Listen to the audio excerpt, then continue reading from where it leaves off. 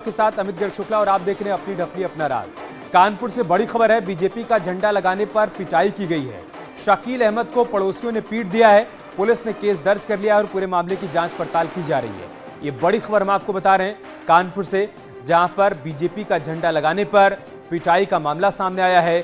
शकील अहमद नाम के शख्स को उसके पड़ोसियों ने पीट दिया। पुलिस ने केस दर्ज कर लिया है, जांच पड़ताल की जा रही है। सवाल यह है कि क्या यह बीजेपी से बढ़ती नफरत की वजह से हो रहा है। साथ ही सवाल यह भी कि कुशीनगर में बाबर, बरेली की निदा के बाद अब कानपुर में शकील अहमद को पीटा गया। आखिर यह सब क्यों हो रहा है? यह हार की खींच है या नफरत की वजह से सब कुछ हो रहा है? ये तमाम सवाल खड़े हो रहे हैं। पहले आपने देखा कि कुशीनगर में बाबर नाम के युवक को बुरी तरीके से मारा गया, पीटा गया, उसे छत से नीचे फेंक दिया गया और बाद में उसकी मौत हो गई। बाद में बरेली की निदा अहमद ने आरोप लगाया अपने पति समेत परिवार के लोगों पर कि बीजेपी ज्वाइन करने के बाद उसे लगातार धमकी दी जा रही है। और अब कानपुर से यह तीसरा मामला सामने आया है जहां पर शकील अहमद को बुरी तरीके से पीटा गया है। अब सवाल यही खड़ा हो रहा है कि आखिर यह सब क्यों हो रहा है? क्या यह हार की खींच है या नफरत की वजह से सब कुछ हो रहा है? क्योंकि एक तरफ भारतीय जनता पार्टी ये कहती है कि हम सबका साथ, सबका विकास, सबका विश्वास के संकल्प के साथ आगे बढ़ रहे हैं, और अगर उसके इस नारे पर लोग भरोसा कर रहे हैं, विश्वास कर रहे हैं, लोगों को लग रहा है कि भाजपा सरकार सबका विकास, सबका विश्वास कर रही है, तो फिर वो कौन लोग हैं जिनको इस बात से परेशानी हो रही है, जो कि शकील को निशाना बना रहे हैं, बाबर को निशाना बना रहे हैं और निदा को धमकी दे रहे हैं? ऐसे तमाम सवाल हैं। आज इन सवालों का जवाब तलाशने की हम कोशिश करेंगे, लेकिन फिलहाल कानपुर के इस मामले में पुलिस अब पूरे मामले को बेहद गंभीरता से लेकर जांच पड़ताल कर रही है। तस्वीरें देखिए आप।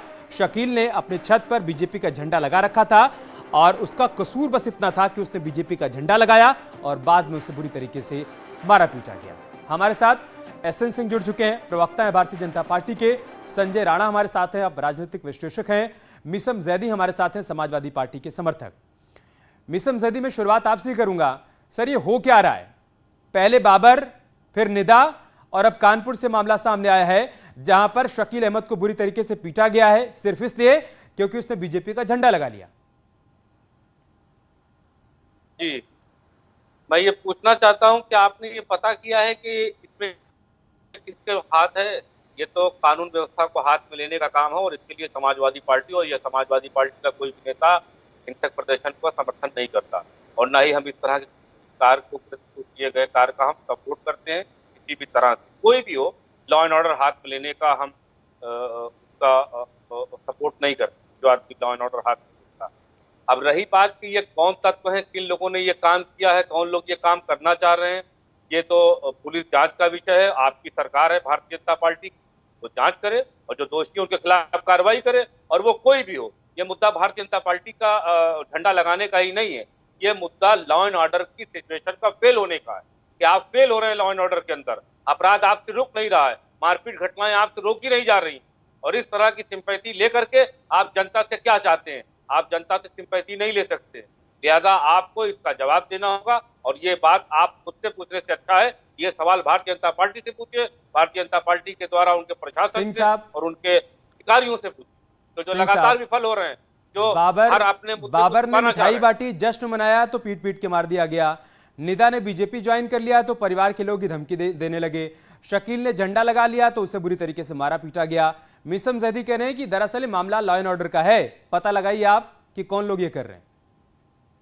देखिए, इन्होंने अच्छी बात कही, लेकिन आप सुनिए और समझिए। कोई भी व्यक्ति अपना मत और मजहब जो है विचारधाराओं के आधार पर बदल सकता है। ये स्वतंत्र भारत का कानून कहता है किसी को भी अपना मत दे सकते हैं, लेकिन जो संकुचित विचारधारा के लोग हैं और संकुचित विचारधारा की जो पार्टियां समर्थन देती हैं, जो जो चुनाव के समय में कहती हैं कि ये लोकतंत्र का अंतिम चुनाव है, निश्चित तौर पे जो ऐसे बीज बोए गए हैं उसका आज ये परिणाम स्वरूप आ रहा है। लेकिन आपके चैनल के माध्यम से मैं ये बता देना चाहूंगा कि आज उत्तर प्रदेश में भारतीय जनता पार्टी की सरकार है, और जो तमाम पार्टियों की सहयोगी पश्चिम बंगाल नहीं है, जो यहाँ पे चुनाव प्रचार करने आए थे, जहाँ हिंदुओं के घर जला दिए जाते हैं और कार्रवाई नहीं होती है। देर होगा लेकिन अंधेर नहीं होगा, थोड़ा सा धैर्य रखिए। जो लोग भी ऐसे घटनाओं को अंजाम दे रहे हैं, जो अराजक तत्व, उन्हें समझना और सोचना पड़ेगा, मजबूर होना पड़ेगा, उनके खिलाफ कठोर से कठोर कार्रवाई होगी। संजय राणा, सवाल ये खड़ा हो रहा है कि जब अखलाक की पिटाई होती है उसे निशाना बनाया जाता है, पहलू खान को निशाना बनाया जाता है, तो इसको सांप्रदायिकता के चश्मे से देखा जाता है। और जब ऐसे लोग जो कि बीजेपी का समर्थन कर रहे हैं उनको निशाना बनाया जाता है तो कहा जाता है कि भाई साहब ये मामला तो लॉ एंड ऑर्डर का है। तो ये दोहरा रवैया देखिए तो ये अमित जी, देखिए तो दोहरा रवैया जैसा आपने कहा, अगर आप ये पूरा समझेंगे इस चीजों को, जितने भी चरमपंथी हैं इनको बड़ी हताशा हुई है योगी आदित्यनाथ के जीतने से, जिस तरह से प्रचंड बहुमत आया है। तो आपने देखा होगा कि बाबर जी के साथ क्या हुआ, अनिता जी के साथ क्या हुआ, और अपने जो भी लेटेस्ट बता रहे हैं शकील जी के साथ क्या हुआ। देखिए ये सिलेक्टिव राजनीति जो विपक्ष करता है ये निंदनीय है। सब हम इस देश के नागरिक हैं, किसी को भी वोट डालने का हमें अधिकार है, चाहे Bharatiya Janata party, Samajwadi party, Congress party, किसी का कोई हक नहीं बनता। और आपने देखा होगा इस चुनाव में तकरीबन 8% मुसलमानों ने भारतीय जनता पार्टी को वोट दिया। पिछले अगर चुनाव से कंपेयर करेंगे तो वोट परसेंटेज बढ़ गया। तो काफी आप देखोगे कि चरमपंथी और विपक्षी जो अपने आप को इस वोट बैंक का एकाधिकार जिनका समझते थे, उनको एक घबराहट सी हो रही है। तो एक डर का माहौल क्रिएट किया जा रहा है जिससे समाज में डर बैठे और डर के आड़ में ही अपने सारे कार्यक्रम कर सके, और लोग जो डेवलपमेंट है, जो आप कह सकते हैं एक तरह से न्याय व्यवस्था है, उसमें कहीं ना कहीं डिस्टर्बेंस क्रिएट किया जा सकती है और उससे लॉ एंड ऑर्डर का सिचुएशन बदल जाए। जब अखलाक का इश्यू होता है तो उसमें आप राजनीतिक रंग, दूसरा रंग देते हो। जब अगर बाबर हो जाता है तो आप उसको दूसरा रंग चश्मे से देखते हो। देखिए चश्मा आपको बदलना पड़ेगा, एक न्यूट्रल चश्मा रखना पड़ेगा जिसका रंग सफेद होता है और जिससे क्लियर दिख सके कि भैया हम इस देश के नागरिक हैं, सबको समान अधिकार है कार्य करने का, वोट डालने का, या अपने मताधिकार का प्रयोग करने का और अपने व्यू पॉइंट रखने का। अगर अपने व्यू पॉइंट आपसे नहीं मिलते, इसका मतलब नहीं है कि हत्या कर दोगे और मुझे मार दोगे। ये देखिए अभी जी कभी पिछले 2-3 दिन पहले एक डिबेट में बैठा हुआ था तो बड़ा आश्चर्यजनक घटना मेरे साथ घटी। एक समाजवादी पार्टी के बड़े नेता ने बोला था कि देखिए जरूरी नहीं कि 5 साल सरकार चले, हो सकता है 5 साल कोई बड़ा नेता की मृत्यु हो जाए, बड़ा नेता का कुछ घटना घट जाए। इस तरह की मानसिकता अगर किसी नेता की हो सकती है तो समझ सकते हैं कि किस विरोधियों में कुछ ना कुछ तरह की चीजें चल रही होंगी। जिस तरह से उन्होंने बातों को पब्लिक डिबेट में यानी टीवी डिबेट में चीज बोली थी हमसे, जो बड़ा ही आश्चर्यजनक है। और इस तरह की घटना को कतई भी बर्दाश्त नहीं किया जाएगा। अभी देखिए हमें उत्तर प्रदेश की तुलना हम कतई भी बंगाल से नहीं कर सकते क्योंकि यहाँ पे योगी आदित्यनाथ का राज है, यहाँ पे तुरंत एक्शन होगा। लेकिन आप अमित जी एक चीज नोट रखिए, इस तरह की घटनाएं कुछ ना कुछ कहीं ना कहीं अशांति और ये दर्शाने के लिए होती रहेगी। आपकी बात पर मिसम जैदी रिएक्शन देना चाहते होंगे, लेकिन मैं इसमें थोड़ा सा ऐड ऑन करना चाहूंगा। मिसम जैदी, क्या वाकई में हार की खींच है क्या? मतलब सिर्फ ऐसा नहीं कि समाजवादी पार्टी, जो लोग हारे हैं, क्या उनकी हार की खींच इस कदर बढ़ चुकी है कि अब ऐसे लोगों को निशाना बनाया जाएगा जिन्होंने चुनाव के दौरान या चुनाव के बाद बीजेपी को सपोर्ट किया है? ये खींच का विषय नहीं है, ये विषय है लॉ एंड ऑर्डर का। हम कभी समर्थन नहीं करते हैं इस तरह की घटनाओं का, और कोई भी हो। यहाँ पर बाबर और शकील खानी के साथ भी काम क्यों हो रहा है? हम तो यही कहेंगे ना कि फिर आप संप्रदाय से और किसी जात पात से जोड़ के क्यों देख रहे हैं? ये तो लॉ एंड ऑर्डर की सिचुएशन है। कोई भी आदमी हो, भारतीय जनता पार्टी का हो, समाजवादी पार्टी का हो, सर सुनिए धैर्य के साथ, इसलिए देख रहे हैं कि जब अखलाक का प्रकरण हुआ था, देखिए हत्या किसी की भी हो निंदनीय है, उसमें कार्रवाई होनी चाहिए। लेकिन जब अखलाक की हत्या हुई थी, उसे इसी तरीके से पीट पीट के मारा गया था, तो इसे सांप्रदायिकता के चश्मे से देखा गया था, इसे मॉब लिंचिंग कहा गया था। पहलू खान की हत्या हुई थी तो उसे मॉब लिंचिंग कहा गया था। तो सवाल ये खड़ा हो रहा है कि आज फिर अचानक से वो चश्मा बदल क्यों गया? आज ना कोई अवार्ड वापस कर रहा है, ना कोई ये कह रहा है कि हाँ इसने बीजेपी का सपोर्ट किया है इसलिए इसको निशाना बनाया जा रहा है। आज सब एक सुर में कह रहे हैं कि देखिए भाई साहब ये लॉ एंड ऑर्डर का मामला है, इसे अलग रंग मत दीजिए आप। भारतीय जनता पार्टी को यह सोचना चाहिए कि अगर कोई मुसलमान उसका झंडा लेकर के चलता है तो वो सेफ नहीं है।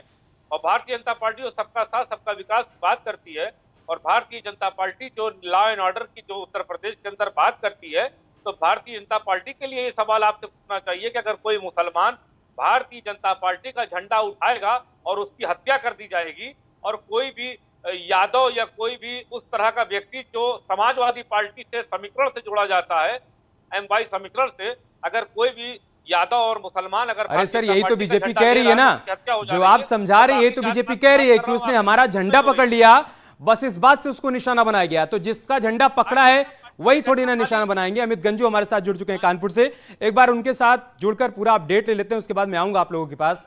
अमित, क्या है पूरा मामला, थोड़ा बताइए साक्षर और विस्तार से कि कैसे पूरा घटनाक्रम घटा है। देखिए, मैं आपको बताना चाहूँगा कि कानपुर के किदवई नगर थाना क्षेत्र के ये जूही का पूरा मामला है। यहाँ कहीं न कहीं एक ऐसा परिवार रहता है जिसका राजनीति से कोई मतलब नहीं, मगर वो भारतीय जनता पार्टी की नीतियों से प्रभावित था और ये चुनाव के बाद की या योगी पार्ट 2 एपिसोड आने की वजह से इसके मन में भाजपा का प्यार नहीं जगा। ये पहले से ही मन में बनाया हुआ था कि उनकी नीतियां हमें पसंद आई, इसलिए हम भारतीय जनता पार्टी का झंडा लगाएंगे। चुनाव से पहले भी लगाया। अब इससे पहले कि मैं कुछ बताऊं, मैं इन शकील के पास आना चाहूंगा। ये यहाँ खड़े हैं। शकील साहब, क्या पूरा मामला है, विस्तार से बताएं। हमारे करोड़ों दर्शक न्यूज़ 18 के आपको सुनना चाहते हैं, आपको जानना चाहते हैं कि आपकी पीड़ा क्या है, क्योंकि अभी आप रो भी रहे थे, मैंने देखा आप रो रहे हैं, आपकी बेटी रो रही थी। क्या समस्या है, क्यों परेशान है सर आप लोग? सर, ये मेरा नाम शकील अहमद है। जी सर। और मैं बीजेपी का समर्थक हूँ 2013 से। अच्छा।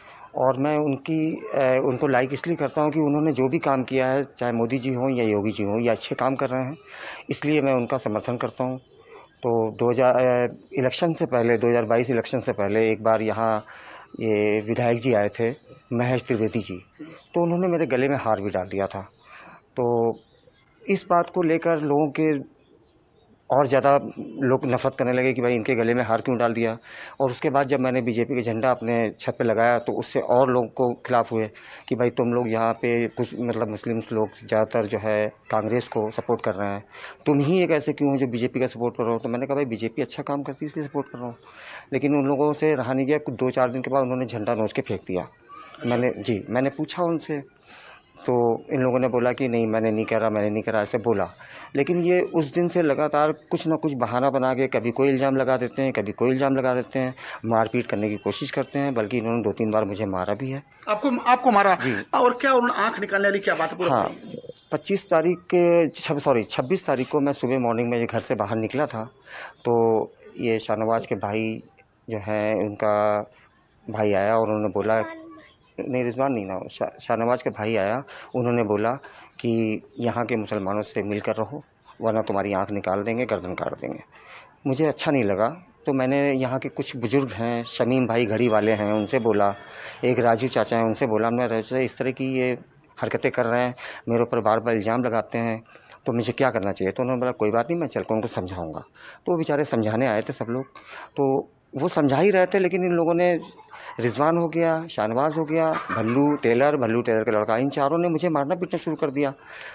मुझे मारा पीटने के बाद में फिर करीब 2-3 घंटे के बाद में फिर इनका भाई आया और उन्होंने बोला कोई बात नहीं, गलती हो गई, माफ़ कर दो, आगे से ऐसा नहीं होगा। मैंने इसलिए कंप्लेन नहीं की। लेकिन अगले दिन फिर मैं जब सुबह मॉर्निंग में उठा तो ये लोग हंस रहे हैं, कह रहे हैं कि इसके चेहरे पे निशान नहीं पड़ा, मुझे आपकी इतना मारूंगा कि इसका मुंह फुला दूंगा, इसके चेहरे पे निशान डाल दूंगा। तो मुझे अच्छा नहीं लगा सर। मेरी आंख में अभी तक ये पेन है, यहाँ पे उन्होंने, यहाँ पे ये देखिए, यहाँ पे आंख में पेन है मेरे, ये पूरा यहाँ पे थप्पड़ पड़ा था इनका 2-3, यहाँ पे दर्द है, यहाँ पे दर्द है। तो इस तरह से फिर जब मैंने सोचा शायद मुझे खतरा हो सकता है और आगे भी ये लोग कहीं ऐसा ना करें, तो मैं किदवई नगर थाने गया। नहीं, एक बात आपने कही अपनी एप्लीकेशन में कि आपकी आंख निकालने की बात हुई, सर तोड़ने की, ये किसने आपको कही? लेटर के माध्यम से था, फोन किया कि आपके फेस टू फेस कहा? ये फेस टू फेस यहाँ पे बाहर मैं निकला था और इनके शाहनवाज के भाई ने ये बात बोली थी जी, मैं तुम्हारी आंख निकाल लूंगा दोनों और गर्दन काट दूंगा। आपका क्या दोष है कि आपने सिर्फ भाजपा का झंडा लगाया? कौन है, अब इनके अंदर क्या चल रहा है, क्योंकि पहले यहाँ पे एक ज्वेलरी शॉप थी, ये एक मेरी किराए पे दुकान उठी थी, रहमानी ज्वेलर के नाम थे, वो यहाँ पे दुकान करते थे, तो उनके यहाँ काफ़ी भीड़ भाड़ रहती थी, कई लोग आके बैठते थे, जबकि लेडीज़ का काम है सुनार। सर मैं ये जानना चाहता हूँ, ये शाहनवाज, रिजवान, 2 नाम जो आपने ली जिन्होंने आपके साथ बदतमीजी की, आपकी आंख में, जैसा कि आप कह रहे हैं आपके सर पे चोटें आई हैं, ये किसी पार्टी के नेता के शागिर्द हैं या किसी पार्टी के सपोर्टर हैं या कौन है सर, आप कैसे बताएं? सर मैं इस बारे में तो नहीं बता सकता कि ये सपोर्ट किसका करते हैं किसका नहीं करते हैं। बस मैं इतना ही जानता हूँ कि इस मोहल्ले में रहता हूँ और मैं बीजेपी का सपोर्ट करता हूँ, वो इन लोगों को अच्छा नहीं लगता।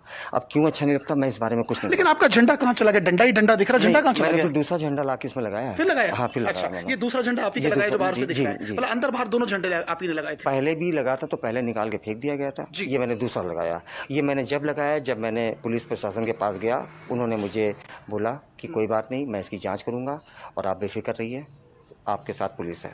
सर आपने बस एक चीज और जानना चाहूंगा, हमारे करोड़ों दर्शक जानना चाहते हैं, आप थाने गए, आपने FIR लिखाई, क्या आपने अपना मेडिकल करवाया, पहली चीज, और दूसरा अभी तक क्या कार्रवाई हुई? क्या कोई पुलिस ऑफिसर, कोई सब इंस्पेक्टर, कोई IU आपसे मिलने आया?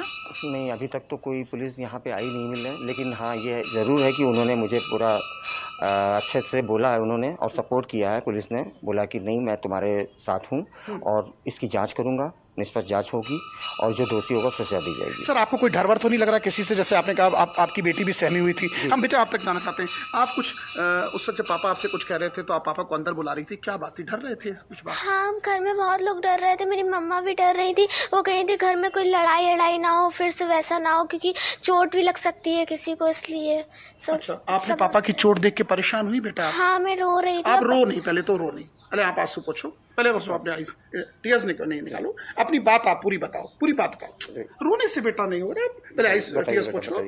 चलिए बताइए, आप पूरी बात अपनी बताइए जब उस दिन हुआ। हाँ, उस दिन घर में सब लोग मतलब बहुत परेशान थे और बातें चल रही थी कि अगर कहीं कुछ हो ना जाए किसी का, मतलब बाहर बहुत लोग लड़ रहे थे तो बहुत डर लग रहा था, घर में बहुत ज्यादा डर रहे थे, मम्मा भी डर रही थी, पापा तो रात में खाना भी नहीं खा पा रहे थे। तो आज आप लोग घर के अंदर ताला लगा के बैठे हुए हैं, बाहर भी नहीं गए आपके पापा, क्यों? इसी डर की वजह से? क्या? हाँ, इसी डर की वजह से कि वो कहीं फिर से मारपीट शुरू ना कर दें। चलिए शकील साहब, आपकी बेटी से तो इतना कभी, बहुत छोटी बच्ची, क्या पढ़ाई करती है? जी 6th क्लास में है, सेंट थॉमस स्कूल में पढ़ती है। मैम आपसे जानना अच्छा प्लीज मैम आए, आप आ जाओ आ जाइए मैम प्लीज। चलिए, आप वो अंदर बैठी हैं, क्या इतना डरे हुए क्यों? अब जब पुलिस ने आपको FIR लिख दी, अब तो आपको निश्चिंत रहना। वो इसलिए डरती है कि अगर हम कहीं इधर उधर चले जाएं, कहीं इनके ऊपर कोई अटैक ना करो। ठीक है अमित, मैं एसएन सिंह से रिएक्शन लूंगा, मिसम जैदी से भी, लेकिन एक सवाल जल्दी से और आप पूछ लीजिए उनसे कि उन्होंने शिकायत कब की थी और अभी कितना समय हुआ कि पुलिस ने कोई एक्शन नहीं लिया, जल्दी से। अभी तो लगा दिया है ये ब्लैक कलर का, इससे पहले ये। देखिए एक सवाल सिर्फ आपसे जानना चाहूंगा, आपको किस तारीख की घटना है, कब आपने FIR लिखाई और कभी तक क्या कार्रवाई, कम शब्दों में प्लीज बताइए। 26 तारीख को इनके भाई ने बोला था, शाहनवाज के भाई ने, कि मैं तुम्हारी आंख निकाल के गर्दन काट दूंगा, यहाँ के मुस्लिम लोगों से मिल के रहो वरना मैं गर्दन काट दूंगा। फिर उसके बाद में मैंने लोगों से बोला तो 27 तारीख को लोग तैयार हुए कि मैं इनको बोलूंगा, समझाऊंगा कि इस तरह से लड़ाई मत करो। 27 तारीख को जब लोग आए, FIR 27 को नहीं की, जब लोग समझाने आए कि भाई लड़ाई आपस में क्यों करते हो, तो उन्हीं के बुजुर्ग के सामने ही इन लोगों ने मारना पीटना शुरू किया। 4 लोगों ने जब मारा पीटा मुझे, मारने के बाद बल्कि जो बीच बचाव में आए थे समझाने, वो भी गिर गए थे, उनका राजू नाम था, वो भी गिर गए थे, और मेरा मोबाइल फ़ोन छीन के ले गए थे छत पे अपनी। उसके बाद फिर भी लोगों ने, जब इन लोगों ने माफ़ी मांगी कि भैया ऐसा है कि चलो गलती हो गई, माफ़ कर दो, मैंने माफ़ कर दिया। लेकिन उसके बाद में इन्होंने 28 तारीख को फिर कमेंट्स करा और इस तरह से बोला कि अब की मैं मारूंगा शाम के टाइम, तो मैं 29 तारीख को जाके कंप्लेंट। ठीक है, अभी तक क्या इसी पर एक छोटा सा ब्रेक कुछ लोगों को पुलिस, इसी पर हमें एक छोटा सा ब्रेक लेना होगा। 29 तारीख को कंप्लेंट की गई, उसके बाद 30, 31 और आज 1 तारीख है। एसएन सिंह साहब, अभी तक कोई एक्शन नहीं हुआ है, तो अगर कोई भारतीय जनता पार्टी को सपोर्ट कर रहा है, कोई मुसलमान आप पर भरोसा कर रहा है, तो उसकी सुरक्षा की जिम्मेदारी भी आपकी बनती है। मिसम जैदी से भी रिएक्शन लूंगा, लेकिन एक छोटा सा ब्रेक, बहुत जल्द होगी आपसे।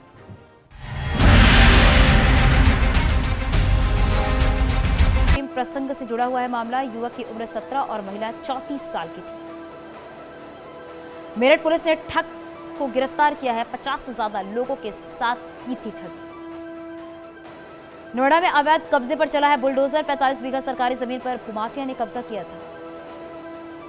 बांदा जेल पहुंचे हैं DIG जेल संजीव त्रिपाठी ने मामले की जांच शुरू की है। मुख्तार की पेशी के दौरान वीडियो लीक का मामला। मथुरा में नकली सोना गिरवी रखने वाले गैंग का पर्दाफाश। बैंक अधिकारियों की भूमिका की भी होगी जांच। हापुड़ के सराफा बाजार में आंध्र प्रदेश पुलिस का छापा। जेवर चोरी से जुड़े मामले में पूछताछ। साल 2010 के ठेकेदार डमरू सिंह हत्याकांड में कुंटू सिंह समेत 9 आरोपियों को 10 साल की कारावास। सहारनपुर में गैंगरेप के आरोपियों के घर पर चला पुलिस का बुलडोजर। ढोल बजाकर पूरे गांव को दी गई सूचना। संभल में रिश्वतखोरी मामले में 4 पुलिसकर्मी सस्पेंड। वीडियो हुआ था वायरल। उन्नाव में पेपर कैंसिल होने के बाद घर पहुंची छात्रा ने देर रात फांसी लगाकर दी जान। छात्रा काफी समय से बीमार थी। मेरठ में 51,000 से ज्यादा के नकली नोट बरामद किए गए हैं। 3 आरोपी गिरफ्तार, 2 फरार। लखीमपुर खीरी में अवैध कब्जे पर गर्जा है बुलडोजर। 70 लाख की जमीन कब्जे से छुड़वाई गई। आगरा में पुलिस ने 2 शातिर बदमाश को गिरफ्तार किया है। लाखों रुपए की चोरी का आरोप। कुशीनगर से MLC पद के उम्मीदवार रतनपाल सिंह का बड़ा आरोप। कफील खान को बताया मासूमों का हत्यारा और ऑक्सीजन चोर। कफील खान मामले की जांच कर रहे एडीएम की भूमिका पर उठे सवाल। गैर कानूनी रूप से इमरजेंसी वार्ड में इलाज वाले मामले को रफा दफा करने का आरोप। ग्रेटर नोएडा में कूलर की घास बनाने वाली कंपनी में लगी भीषण आग, 6 से ज्यादा कर्मचारी झुलसे हैं। छपरौला के बादलपुर थाना क्षेत्र की घटना। बिजनौर के कोटद्वार में बंद पड़ी कोल्ड ड्रिंक फैक्ट्री में भीषण आग लगने से लाखों रुपए का सामान जलकर खाक। कानपुर के गोविंदपुरी में चलती कार बनी आग का गोला, कार सवार ने कूदकर बचाई अपनी जान, कार जलकर खाक, आग लगने की वजह साफ नहीं। लखनऊ के गुड़म्बा में पुलिस और बदमाशों के बीच मुठभेड़, वांटेड बदमाश असलम के पैर में लगी गोली। मुठभेड़ के दौरान असलम का साथी अतीक भी गिरफ्तार। महाराजगंज में पुलिस मुठभेड़ में पकड़ा गया है 25,000 का इनामी बदमाश दीपक पांडे। देवरिया कैश वैन लूट मामले में थी तलाश, मुठभेड़ के दौरान बदमाश घायल। गाजियाबाद पुलिस और क्राइम ब्रांच की टीम के साथ बदमाश की मुठभेड़, हिस्ट्री शीटर गिरफ्तार, तमंचा और बाइक बरामद। सिहानी गेट इलाके में मुठभेड़। ग्रेटर नोएडा में हत्या में फरार आरोपी के साथ पुलिस की मुठभेड़, पुलिस की गोली लगने से आरोपी घायल। इकोटेक 3 थाना क्षेत्र का मामला।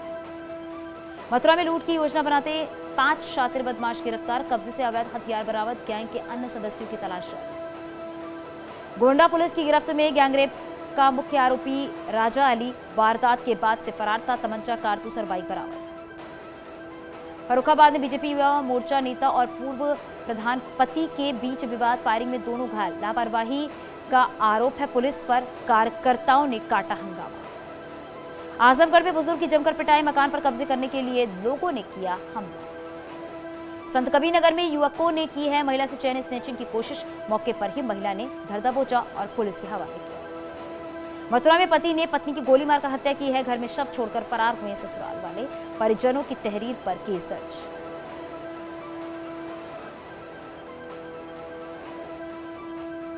संभल में शराब के नशे में विवाद, पीट पीटकर युवक की हत्या, पुलिस ने एक आरोपी को हिरासत में लिया है। कोतवाली क्षेत्र की घटना।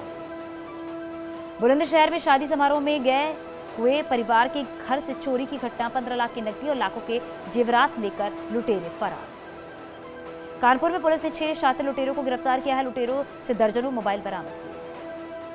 हरदोई में शराब माफिया पर प्रशासन का शिकंजा, कोर्ट के आदेश पर गैंगस्टर एक्ट के तहत कार्रवाई, 2 करोड़ से ज्यादा की संपत्ति को।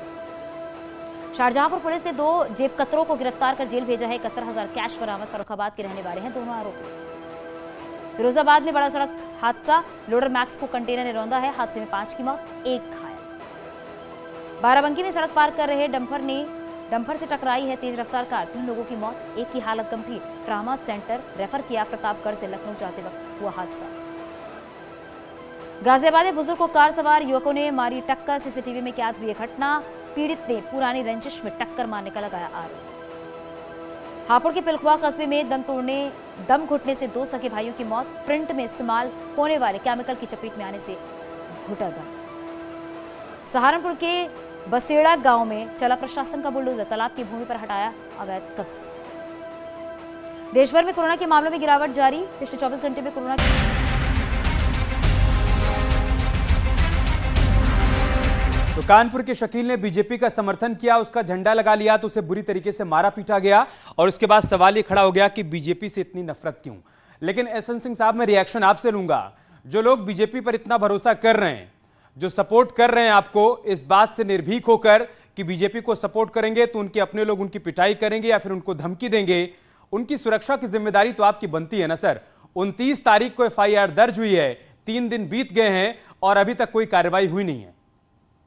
देखिए, आपके चैनल के माध्यम से घटना की जानकारी अभी तक प्राप्त हो पाई है और मैं यही कहूंगा कि उत्तर प्रदेश में कानून का राज और भयमुक्त समाज के लिए भारतीय जनता पार्टी कृत संकल्पित है।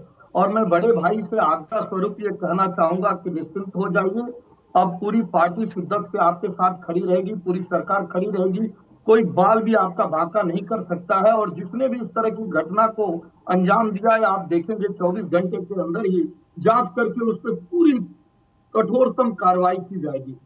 हमारा नारा है, हम तो सबके साथ सबका विकास, सबके विश्वास में विश्वास करते हैं और हम ये मान के चलते हैं कि हम 100% लोगों के लिए कार्य करेंगे।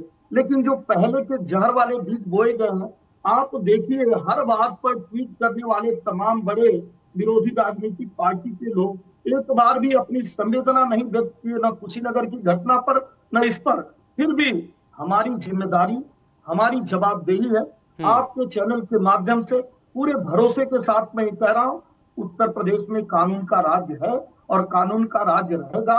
दुष्टों का समय बहुत थोड़े समय के लिए होता है, यह समय समाप्त होने वाला है। आप देखिएगा 24 घंटे के अंदर। इस वक्त आपकी बात सुन रहे हैं और जाहिर सी बात है कि उनको भरोसा हो रहा होगा आपकी बात पर कि पुलिस बहुत जल्द इस पूरे मामले में एक्शन लेगी। मिसम जैदी, सवाल ये खड़ा हो रहा है कि शहनवाज और रिजवान कौन है? क्या ये मुसलमानों के ठेकेदार हैं क्या, जो ये तय करेंगे कि आप किसको सपोर्ट करेंगे, किसको नहीं करेंगे? आप बीजेपी का झंडा लगाएंगे या समाजवादी पार्टी का लगाएंगे या कांग्रेस का लगाएंगे? कौम जिसके साथ है आपको उसके साथ रहना है, ये लोग तय करेंगे क्या? मैं आप ही की बात से स्टार्ट करता हूं कि शाहनवाज जो है वो मुसलमानों के ठेकेदार नहीं। और रही बात जो बीजेपी के प्रवक्ता अभी कह रहे थे कि जो सरकारों में जहर बोया गया है, 5 साल आप राज कर चुके हैं, 5 साल फिर आपको राज में, मगर आप आलाप करते थे, आज भी आप उन मुद्दों पर बात नहीं कर रहे हैं। और रही बात, मैं भी सवाल पूछना चाहता हूँ भारतीय जनता पार्टी से, क्या मुसलमान जो है वो एक राजनीति का ही हिस्सा बन गया, उसका हमेशा राजनीतिकरण ही होगा? क्या अभी भी भारतीय जनता पार्टी इसका फायदा लेगी और अभी भी जो है वो मुद्दे से हट करके और दूसरी पार्टियों पर इल्जाम लगाएगी? अभी तक इन्होंने क्या कार्रवाई करी? उन लोगों को पकड़ा के राष्ट्रवाद के साथ कुछ लोग क्यों नहीं जोड़ना चाहते हैं? तो आपको सोचना है कि आप विकास के रास्ते को क्यों नहीं अपनाते हैं? आप राष्ट्रवाद को क्यों नहीं मानते हैं? आप वंदे मातरम को क्यों न करते हैं? तो आपको सोचना है। ऐसे विचारधारा के लोगों को सोचना है। मुझे लगता है कि सिंह साहब से सवाल पूछने से पहले आपको संभल के अपने सांसद शफीकुर रहमान बर्क से सवाल करना चाहिए। उन्होंने कहा कि बाबर बीजेपी का सपोर्ट कैसे कर सकता है? भाई वो तो मुसलमान था, मुसलमान बीजेपी का सपोर्ट कैसे कर सकता है? ये समाजवादी पार्टी के सांसद के बोल हैं सर। देखिए, समाजवादी पार्टी सांसद के बोल अगर हैं तो वो अपने बोल की जिम्मेदारी रखते हैं, इससे समाजवादी पार्टी की किसी से मतलब नहीं। आपकी अपनी राय हो, मतलब ये नहीं है कि आपके पार्टी सिंबल पर चुनाव नहीं जीते हैं, आपके सांसद हैं, आप कह दीजिए कि जो मन करे वो बोले, हमारा कोई मतलब ही नहीं है। सवाल ये खड़ा हो रहा है संजय राणा, सवाल ये खड़ा हो रहा है कि अगर भारतीय जनता पार्टी की सरकार की तरफ से चलाई गई योजनाओं का लाभ पाकर कोई भी हिंदू, कोई भी मुसलमान, कोई भी सिख या कोई भी क्रिश्चियन बीजेपी का सपोर्ट करे तो फिर किसी को परेशानी क्यों हो रही है? तो आप उन न्यूसेंस एलिमेंट को पता करिए। जो मैं देख रहा था, बड़ा ही दुखद घटनाक्रम था जो कि टीवी आपने। भाई साहब थोड़ा सा शांत हो जाए, थोड़ा सा शांत हो जाए, आपका चेहरा खोलता हूं। ठीक है मिसम जैदी, सुन लीजिए, आ रहा हूं आपके पास। शांत रखें, आप उग्र ना होइए, उग्र होने से कुछ काम नहीं होता है, आपकी मनोदशा दिखाती है। ठीक है मिसम जैदी जी, सुन लीजिए ना संजय राणा क्या कह रहे हैं, राजनीतिक विश्लेषक, सुन लीजिए, मैं आऊंगा आपके पास। संजय राणा अपनी बात पूरी प्रॉब्लम या अमित जी, चीज क्या है कि आपने देखा होगा समाजवादी पार्टी ने एड़ी का जोड़ी का चोट लगा दिया जोर, और उनको तकरीबन 83% मुसलमानों को वोट मिला है। उसके बाद भी ये सरकार बनाने से दूर रह गए, बहुत दूर रह गए, बहुत दूर रह गए। तो इनकी पूरी हताशा आपने देखा होगा, क्या बाबर हो, चाहे निदा जी हो, चाहे अपने शकील भाई हो, इनकी घटना पे बिल्कुल भी किसी भी, ये कैंडल मार्च गैंग हो जाए, अवार्ड वापसी गैंग हो जाए, चाहे दूसरा गैंग हो जाए, ये किसी ने भी कोई संवेदना व्यक्त नहीं की। और सबसे सरप्राइजिंग की बात है, जो कांग्रेस के भाई बहन है वो भी विजिट नहीं कर रहे हैं, क्योंकि देखना है कि इनको सेलेक्टिव राजनीति करनी है। अगर ये विजिट करेंगे तो जो बहुसंख्यक मुसलमान है उनके वोट इनको नहीं मिलेंगे। देखिए, राजनीति बदल रही है और इनको ये अपना चश्मा निकाल देना चाहिए और डेवलपमेंट के साथ आना चाहिए। किसी के साथ सच का साथ दीजिए, जो भी सत्य है उसके साथ दीजिए। अगर किसी के साथ भी अन्याय हो रहा हो, जो किसी धर्म और मजहब का मानने वाला, उससे ऊपर उठ के आप उसकी मदद कीजिए अगर उसके साथ गलत हुआ है। लेकिन ये उस तरह से नहीं देखते हैं। आपने बार बार देखा कि बार बार बोल रहे हैं law and order. Amit ji, मैं आपके चैनल पे बड़ी गंभीरता से बात रखना चाहता हूँ। हर बार लॉ एंड ऑर्डर को बीच में ला करके अपने आप को हटाने की कोशिश करेंगे। अगर यही घटना किसी और तरीके से हो जाती, ये बोलते हैं मुसलमानों के साथ। आपकी तरफ से एक बहुत अहम लाइन कही गई कि राजनीति बदल रही है और इस बदलाव को स्वीकार करना होगा उन लोगों को जो अभी तक ये मान के चला करते थे कि ये तो हमारा वोट बैंक है, हमारे हाथ से फिसलेगा नहीं। हमारे साथ अमित कुछ कहना चाहते हैं। अमित, देखिए अमित जी, मेरे साथ शकील कुछ कहना चाह रहे हैं। सर, आप कुछ कहना चाह रहे थे, बताइए। सर, मैं न्यूज़ 18 के करोड़ों दर्शकों से हाथ जोड़ के प्रार्थना करता हूँ कि इस विषय पे कोई राजनीति ना करें। मुझे पुलिस पर भरोसा है, योगी सरकार पे भरोसा है, तो कृपया मैं इस पे ध्यान दें। आप देखिए रोहित, चलिए ये देखिए बड़े भावुक हो गए बोलते बोलते। इनका कहना है कि मुझे पुलिस पर विश्वास है, मुझे सरकार पर विश्वास है, मेरे इस पूरे प्रखंड पे कोई राजनीति करे, मुझे न्यायालय पर भी भरोसा है और उस पुलिस पर भी है। तो यानी हाथ जोड़ के इस बात का निवेदन भी कर रहे हैं और बात करते करते इनकी आंखें भी कहीं ना कहीं भरे आई। तो अमित, ये एक वो व्यक्ति है जो उसने अपने घर पे झंडा लगाया और उसका कहना है कि मैंने अब FIR लिखी, मुझे पुलिस पर विश्वास है, पुलिस जो कार्रवाई करेगी मुझे मान्य होगा। ठीक है अमित, इसके बाद जाइएगा पुलिस के बड़े अधिकारियों के पास जाइएगा और उनसे पूछिएगा कि शकील की तरफ से FIR 29 तारीख को लिखवाई गई है, उसके बावजूद अभी तक पुलिस की तरफ से एक्शन क्यों नहीं हुआ है, ताकि उस खबर को भी हम दिखा पाएं और न्यूज़ 18 के दर्शक जो भरोसा हमारे ऊपर करते हैं कि यहां पर अगर कोई खबर चलती है तो उसका असर होता है। सिंह साहब, एक सवाल यहां पर यही खड़ा हो रहा है, जो बात यहां पर संजय राणा भी कह रहे हैं और जो बात मिसम जैदी भी कह रहे हैं कि देखिए प्राइमरी तौर पर तो मामला लॉ एंड ऑर्डर का ही बनता है। अगर प्रथम दृष्टया जैसे इस तरीके की घटनाएं सामने आती हैं, ऐसे मामले सामने आते हैं, पुलिस पूरी मुस्तैदी के साथ काम करे तो न किसी बाबर के साथ ऐसा हो, न किसी निदा को धमकी मिले और न किसी शकील की पिटाई हो। देखिए, निश्चित तौर पर इसे स्वीकारना और समझना होगा कि इस तरह की लापरवाही अक्सर बढ़ती जाती है, तभी छोटी घटना बड़ी घटना का रूप ले लेती है। यह जांच का विषय है, लेकिन निश्चित तौर पे आपके माध्यम से आज हमारे बड़े अधिकारी भी देख रहे होंगे। स्वयं एक प्रवक्ता के रूप में मैं भी इस चैनल पर बैठा हूं, लेकिन मैं बड़ी जिम्मेदारी से कहना चाहता हूं कि जो भी भाई भारतीय जनता पार्टी में भरोसा दिखाते हुए भारतीय जनता पार्टी को मत किए हैं, आप विश्वास रखिए, निश्चित तौर पे धैर्य रखिए, आपके साथ कोई अप्रिय घटना नहीं होने पाएगी। एक सवाल यह भी खड़ा हो रहा है यहाँ पर मिसम जैदी कि भारतीय जनता पार्टी ने एक नया वोट बैंक क्रिएट किया है, वो है लाभार्थी वोट बैंक। जिसको भी सरकारी योजनाओं का लाभ मिल रहा है वो बीजेपी के साथ जुड़ रहा है। जो बात यहां पर शकील अहमद कह रहे हैं, वो कह रहे हैं कि मैं 2013 से बीजेपी के साथ जुड़ा हूं, मोदी जी भी जो योजनाएं चला रहे हैं उसका भी फायदा मुझे मिल रहा है, योगी जी जो काम कर रहे हैं वो भी अच्छा काम कर रहे हैं। क्या ये बात कुछ लोगों को हजम नहीं हो रही? क्या मैं बात मिसम जैदी समाजवादी पार्टी या फिर कांग्रेस पार्टी की नहीं कर रहा हूं, क्या शकील अहमद का ये कहना, बाबर का ये कहना कुछ लोगों को हजम नहीं हो रहा है क्या?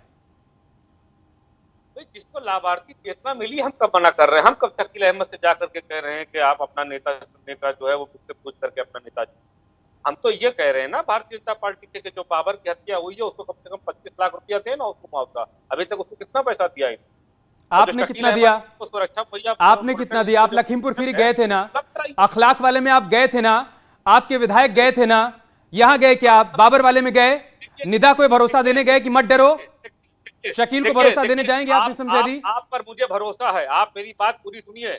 अगर अभी हम चले जाएंगे तो भारतीय जनता पार्टी पहला हम पर इल्जाम लगा देगी कि हमने लॉ एंड ऑर्डर को खराब करना चाहा, हमने धार्मिक उन्माद फैलाना चाहा, हमने जाकर के मुसलमानों सुविधा की राजनीति कहते हैं ना सर, इसे सुविधा की राजनीति कहते हैं। जब आप अखलाक के यहाँ जाते हैं तब लॉ एंड ऑर्डर का उल्लंघन नहीं करते, आप लखीमपुर जाते हैं तब आप लॉ एंड ऑर्डर का उल्लंघन नहीं करते, यहाँ सिलेक्टिव हो जाते हैं सर आप, और फिर कहते हैं कि सवाल क्यों पूछ रहे हैं? समाजवादी पार्टी पर इल्जाम लगाते ही चले आ रहे हैं आप। पुलिस आपकी समाजवादी पार्टी हमेशा खड़ी हो जाती है खास धर्म के साथ। अगर कोई चीज उस धर्म के साथ होती है तो कहती है कि सरकार जो है उस धर्म के प्रति अन्याय कर रही है। लेकिन आपकी संवेदना आज होनी चाहिए। आप एक भी संवेदनशील शब्द अपने मुंह से नहीं कहे, आप सीधे पैसे पर आ गए। अरे आपकी संवेदना है कि नहीं? आपकी विचारधारा जो बात कर रहे हैं बैठ करके, तो अभी तक बताएं कि इनके खजाने से कुछ पैसा बाबर को दिया गया कि नहीं दिया गया? देखिए, हमारे खजाने का सारा पैसा जनता के लिए है। हमारे खजाने का सारा पैसा सैफई के लिए नहीं है। हम सैफई में नाच करा के और कई हजार करोड़ नहीं खर्चेंगे। जनता की सरकार है, जनता के द्वारा चुनी हुई सरकार है, परिवार की सरकार नहीं है, पर्ची पे चलने वाली सरकार नहीं है, भाईजान की सरकार नहीं है, ये जनता की सरकार है। लेकिन जो जहर के बीज आप लोगों ने बोया है वो आज से नहीं बोया है। अभी चुनाव के समय में अखिलेश यादव जी कह रहे थे कि लोकतंत्र का ये अंतिम चुनाव है, ये इसी का परिणाम है, इसी का परिणाम है जिसको आजम खान भारत माता को डायट कहते हैं, बर्क साहब कहते हैं कि होली दिवाली हम नाम गिनाते रहिए। आप नाम गिनाते रहिए। संजय राणा जी, एक सेकंड आप लोग होल्ड करिए, एक मिनट मिसम जैदी आप लोग होल्ड करिए। संजय राणा जी, हमें याद है कि जब यहाँ पर बीजेपी की सरकार नहीं थी और कोई भी ऐसा केस सामने आता था तो बहुत सारे लोग आगे आते थे और कहते थे कि भैया देखिए अब मुसलमानों के लिए रहने लायक माहौल नहीं बचा है। 2014 में जब से केंद्र में मोदी सरकार आई है तो तमाम लोग ऐसे भी सामने आए जिन्होंने अपने अवार्ड वापस कर दिए। इसके अलावा चुनाव से ठीक पहले मुनव्वर राणा का बयान हम सबको याद है, उन्होंने कहा कि अगर दोबारा से योगी जी मुख्यमंत्री बन गए तो मैं उत्तर प्रदेश क्या भारत छोड़कर चला जाऊंगा। देखिए आपको याद अब वो होगा, लोग कहाँ बिल्कुल हैं? आपने सही कहा कि अवार्ड वापसी गैंग 2014 के बाद आ गया था। उसके बाद शाहरुख खान भी आ गए थे। उसके बाद मुनव्वर राना तो हमेशा कुछ ना कुछ वक्तव्य देते रहते हैं। ये सारे के सारे लोग देखिए अभी एकदम शांत है, कोई भी एक शब्द एक ट्वीट नहीं कर रहा है। हमें राना अयूब भी याद आ रही है, वो पता नहीं कहाँ पे और छोटी चीज पे करती थी। मुझे तो बड़ा आश्चर्य है अमित जी कि ये अखिलेश यादव जो रोड पे सांड में चलता है तो उसकी भी फोटो डाल करके ट्वीट करते हैं। गाजियाबाद में अगर लूट हो जाती है तो उस पर भी एक ट्वीट करते हैं, लेकिन आदमी की मृत्यु हो जाती है, हत्या हो जाती है, उस पर एक ट्वीट नहीं करते। देखिए बहुत ही सिलेक्टिव लोग हो गए। इनको लगता है कि वोट बैंक उससे नाराज ना हो जाए, वोट बैंक उससे छिटक ना जाए। लेकिन इनको समझने की जरूरत है कि मैंने पहले भी कई डिबेट में कह चुका हूं कि भैया देखिए राजनीति करने का ढंग बदल रहा है, राजनीति करने वाले बदल रहे हैं और वोटर भी बदल रहे हैं, राजनीतिक कर्ण भी बदल रहा है। तो आपको बदलने की जरूरत है। अगर मान लीजिए 8% वोट आपसे चटक गया है, अगर समाजवादी पार्टी से 10 से 15% वोट अगर किसी और पार्टी में भारतीय जनता पार्टी की तरफ चला जाता है लाभार्थी वोट, तो समझिए समाजवादी पार्टी के हाल क्या होगा। इनको अपनी मनोदशा, अपने कार्य पद्धति और अपनी स्ट्रेटेजी बदलने की जरूरत है। अभी भी वही 1980 वाले ढर्रे पे, 1990 वाले ढर्रे पे चलना है। अगर उस ढर्रे पे चलेंगे तो कभी भी सक्सेसफुल नहीं होंगे। आपने देखा होगा एमएलसी चुनाव में इनको इतना डर लग गया है समाजवादी पार्टी को, इन्होंने कि यादव वोट ना खसक जाए। मैं जो प्रवक्ता इनसे जवाब देना चाहेंगे, उन्होंने 19 यादव को टिकट दिया है, 4 मुसलमानों को दिया है, 7 ठीक है को दिया। अमित, शकील साहब से एक सवाल करिए कि जो लोग उनको धमकी दे रहे हैं, जिनको ये बर्दाश्त नहीं हो रहा है कि शकील बीजेपी को सपोर्ट करें या शकील बीजेपी के झंडा लगाएं, क्या उनको सरकारी योजनाओं का लाभ नहीं मिल रहा है? क्या सरकार ने उनका व्यक्तिगत तौर पर कोई बुरा कर दिया है क्या, अहित कर दिया है क्या? उनको इस झंडे से, इस डंडे से, योगी से और मोदी से इतनी नफरत क्यों है? चलिए, अच्छा सवाल आपने पूछा, पूछ लेता हूं। देखिए, हमारा स्टूडियो भी जानना चाहता है और हम भी जानना चाहते हैं, जो लोग आपका साथ मारपीट कर रहे हैं, जो 2 भाइयों का आपने जिक्र किया, जो आपका झंडा लगाने पे विरोध कर रहे हैं जी, उनकी समस्या क्या है, परेशानी क्या है? उन्हें योगी मोदी से क्या समस्या है? अब इनका कहना है कि रोजगार जो है नहीं है लोगों के लिए, इसलिए ये चाहते हैं कि ये मोदी सरकार या योगी सरकार अच्छा काम नहीं कर रही, इन्होंने लोगों को रोजगार नहीं दिया, हमारा व्यापार खराब चला गया। इस चक्कर में ये कहते हैं कि अगर अखिलेश जी आए, यानी कि समाजवादी पार्टी आए या कांग्रेस आए, तो ये हम लोगों को रोजगार मुहैया कराएगी। सिर्फ इसकी रीज़न यही बताते हैं ये लोग। मतलब राजनीति का केंद्र इतना बढ़ गया कि राजनीति से बढ़ते बढ़ते आपके मारपीट तक आ गया, और आज आप शायद डॉक्टर के यहाँ भी जा रहे हैं, बता रहे थे ना? जी, मैं डॉक्टर के यहाँ जा रहा हूँ। देखिए अमित, ये निश्चित तौर पर डॉक्टर के यहाँ जाना चाह रहे थे, इन्होंने 2 बार तब से अनुमति मांगी है, क्योंकि इनको कुछ घबराहट सी महसूस हो रही थी। ये रूटीन चेकअप के लिए भी कह रहे थे मैं जाना चाहता हूँ, क्योंकि 2-3 दिन से काम पे नहीं निकले हैं। तो ये वही बात कह रहे थे कि हमारे केस में हमें पुलिस पर विश्वास है। बार बार अभी जब आप स्टूडियो में लोगों से पूछ रहे, तब ये हमसे रिक्वेस्ट यही कर रहे थे कि मुझे अनुमति दें, क्योंकि मैं सिर्फ आप ही के चैनल के सामने आया हूं, मुझे क्षमा करें, मैं ज्यादा खड़ा नहीं रहना चाहता हूं। ठीक है, बिल्कुल, उनको जाने दीजिए, उनको डॉक्टर के पास जाने दीजिए और इसके बाद आप जाइएगा पुलिस के आला अधिकारियों के पास। अमित, आपसे रिक्वेस्ट है ताकि पता चल पाए कि पुलिस इसमें क्या एक्शन ले रही है। संजय राणा, आप कोई रिएक्शन देना चाहते हैं? उसके बाद मैं एस एन सिंह साहब के पास जाऊंगा। मैं सिर्फ एक छोटी सी प्रश्न पूछना चाहता हूं। जैसे अभी शकील जी ने कहा कि वो बोल रहे थे कि रोजगार नहीं मिल रहा। देखिए ऐसा है कि समाजवादी पार्टी ने कोई रोजगार नहीं दिया था। अगर उनके डेटा देखेंगे और भारतीय जनता पार्टी के डेटा देखेंगे तो बहुत अंतर है। रोजगार तब क्रिएट होती जब लॉ एंड ऑर्डर